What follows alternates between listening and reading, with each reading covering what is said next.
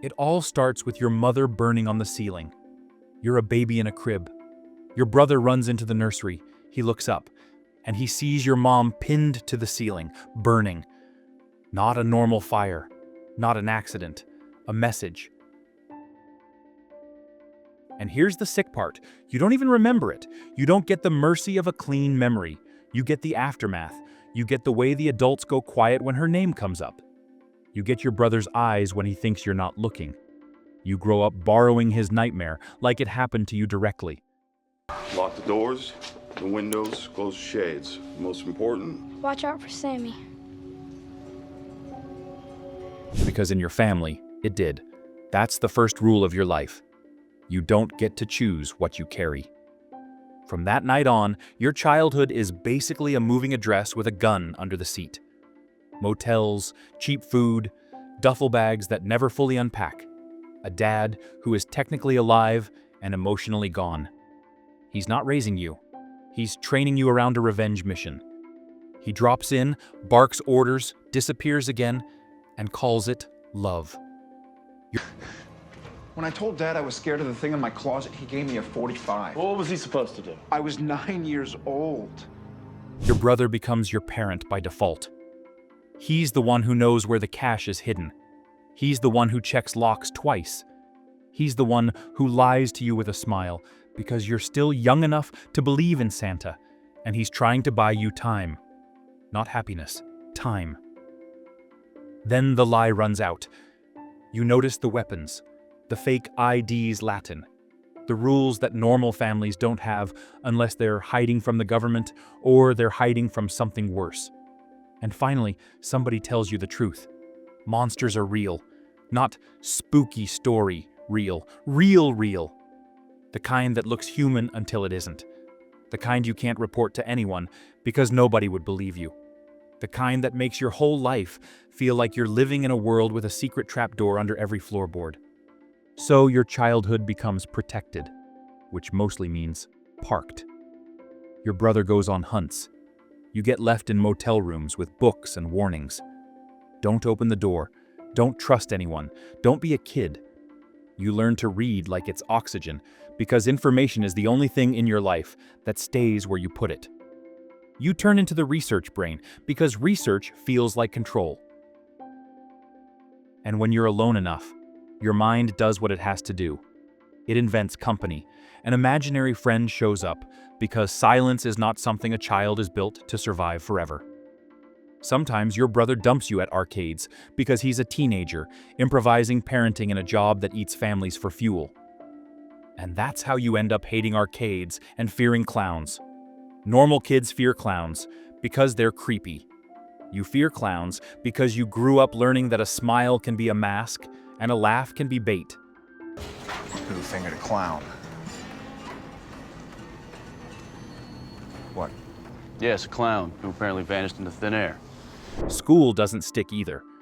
New towns, new names, new nice to meet you conversations that never get closure. But when you actually sit down in class, you're brilliant. Because again, information is yours. It's the one thing no one can take without ripping it out of your head. By the time you're a teenager, you look like you should be safe. You're not. You start learning the hunter stuff anyway. Guns, fighting, rules. The welcome to the life moment doesn't feel like a rite of passage.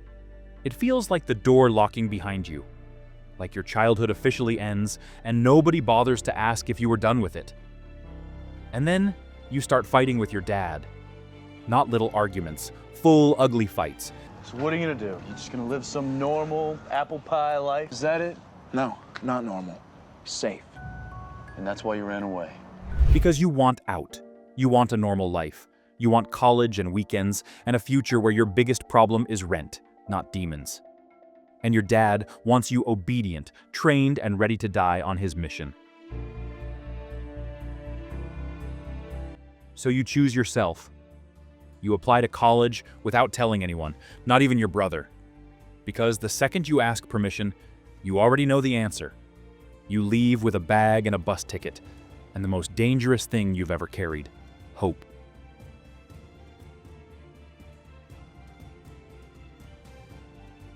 For the first time, your life feels like it belongs to you, and it works. For a while, you build a new identity. You study law, you fall in love. You start imagining a future where your life isn't one long emergency. You start believing the fire is behind you. Then the universe corrects you. Your girlfriend dies. Not an accident, not random. A reminder, a threat, a receipt. You don't get to leave. You don't get to be a normal guy with normal problems. You get dragged back into hunting like somebody hooked you by the ribs and yanked. So you go back to your brother. And this is where your core flaw shows up, over and over. You don't just want to survive the monster world. You want to understand it, control it, solve it, end it. You chase the yellow-eyed thing that started everything. You want answers more than orders, even when it gets you in trouble. Then your dad dies before anything feels resolved. And your guilt isn't supernatural. It's worse. It's human. You fought. You said the angry words. You never fixed it. The clock ran out anyway, so you throw yourself into hunting like you can pay off the debt by suffering hard enough. And then you learn the twist that turns your life from tragic to rigged. You were fed demon blood as a baby. You weren't just collateral damage, you were an investment. Something picked you in a crib and planted a seed and watched to see what you'd become. So now your fear isn't only what's chasing you, it's you. You make your brother promise the most brutal thing imaginable. If you turn into something else, he has to kill you. Imagine loving someone so much, you ask them to become your emergency exit. Then the universe gets uglier.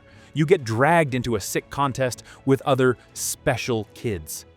A death match dressed up like destiny. You refuse to murder another human being, and it gets you killed. You die because you still have a line. And then you wake up, because your brother sells his soul to bring you back.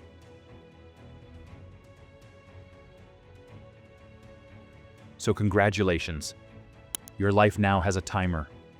1 year, that's it. You live every day knowing your existence is costing your brother his. And a demon slides the worst thought into your head. Maybe you came back wrong. Maybe you're not even fully you anymore. Now you're alive and suspicious of your own reflection. You do what you always do when you're cornered.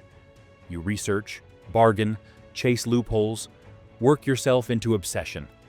Because losing your brother isn't an option, and you fail. You watch him get dragged to hell.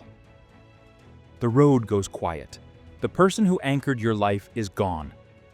And the silence is louder than any monster. That grief makes you easy to manipulate. A demon offers you a plan. Drink demon blood. Get stronger. Save your brother. Save the world. And here's the part that keeps ruining you. You believe you can handle it because your intentions are good. So you turn power into medicine. You turn revenge into purpose. You hide it. You rationalize it.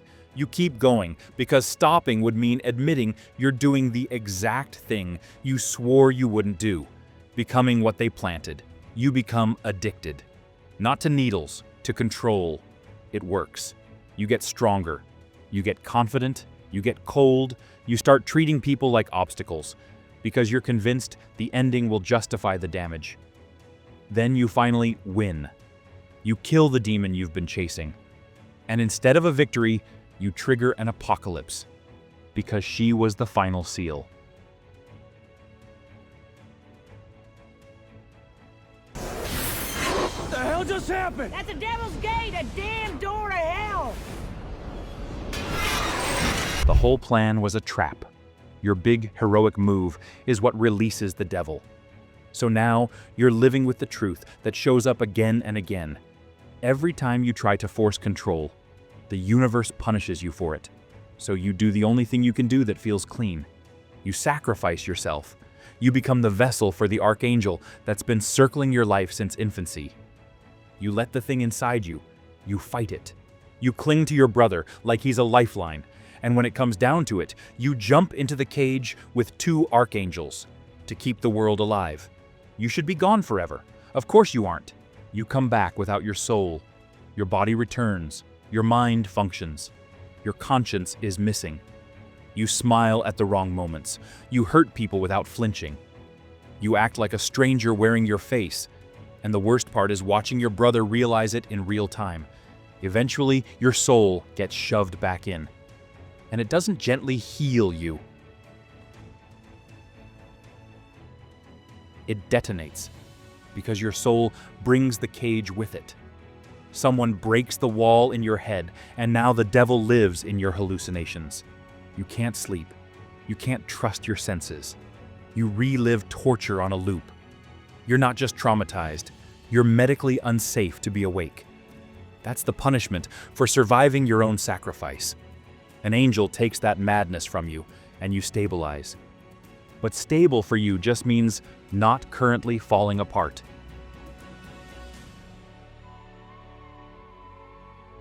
Peace is always temporary. Then your brother disappears into a monster world, and you spend a year thinking he's dead. And this is one of the most controversial parts of you, because it's painfully human. You don't go full war machine searching. You break. You find a woman, a dog, a house, and you try to build something quiet out of grief, not because you stopped loving him, because your whole life has been a fight, and you finally ran out of blood. When your brother comes back, it isn't a reunion, it's a fight. He's furious you didn't search. You're furious he thinks love means you have to bleed until you're empty. You choose him anyway, because you always do. But something between you stays bruised. Then you try to seal hell. Trials, suffering. You pushing your body until it fails. Because guilt is the fuel you've been running on since childhood. You get so sick, it starts to look like death is the only way you'll ever feel clean. You collapse. And while you're dying, your brother panics and crosses a line you can't unfeel. He lets an angel possess you without telling you, tricks you into saying yes. It saves your life and steals your choice. And choice is your thing. It's always been your thing. So trust doesn't crack, it shatters. You keep hunting together, but it's colder now. You didn't save me. For me. You did it. For you. What are you talking about? Like two soldiers instead of two brothers. You forgive him eventually because you love him, but forgiveness doesn't rewind damage. Later, you try to remove a cursed mark from your brother. You succeed, and it unleashes darkness on the world. At this point, your life is basically a loop. You try to fix your family. Reality catches fire. You pray for help. You get visions that feel like the universe finally answering. And then you learn the caller is the devil, using your trauma like a cheat code. He wants you to say yes again. What do you want me to say? A little word starts with Y, ends in ES. He drags your failures out like trophies. He tries to make you believe you're destined to be his tool. And you refuse. Not with speeches, with stubbornness. Then humans take their shot at breaking you. An elite British hunting organization abducts you and tortures you because even the civilized side of your world treats you like a problem to manage. Monsters don't always have claws. Sometimes they have paperwork and a budget. You endure. You survive. You carry it. Then the devil has a child. A kid with enough power to tilt the universe. Everyone expects you to hate him because of who his father is. You don't. Because you recognize the bruise. You recognize what it is to be born pre-blamed. So you do the most Sam thing possible. You choose compassion anyway, even when your life has never rewarded you for being kind. Then you die again. Because of course you do. Alternate world, tunnel, vampires, cold concrete. You bleed out, and you'd think that's finally it. Nope. The devil resurrects you and demands help. Imagine being alive because the thing that ruined your life wants leverage. Imagine having to stand there breathing and act calm while your skin crawls. So you do what you've learned. You watch, wait, plan. And when the moment is right, you betray him and strand him again. No dramatic speech, just the quiet line that sums up your entire arc. You don't get to keep taking from me. Eventually, the devil dies for good, and you finally get a second where the air feels lighter.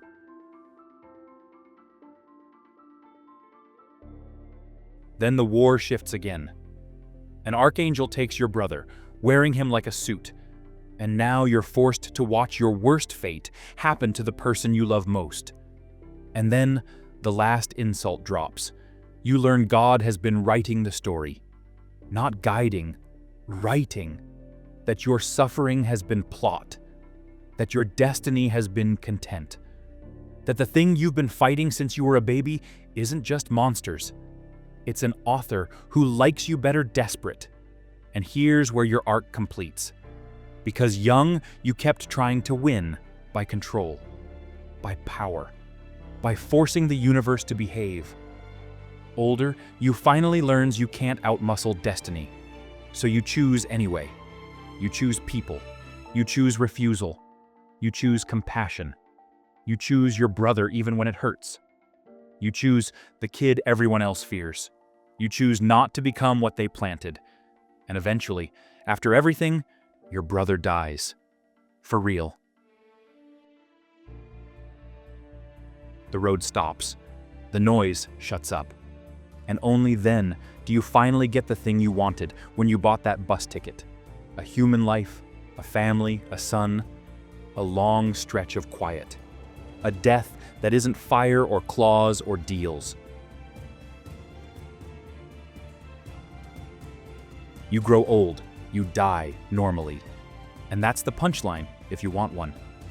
You spend your whole life fighting for the right to choose, and you only get it after the war is done. From the baby under a burning ceiling, to the man who finally gets a quiet ending. Yeah. It truly sucks to be Sam Winchester.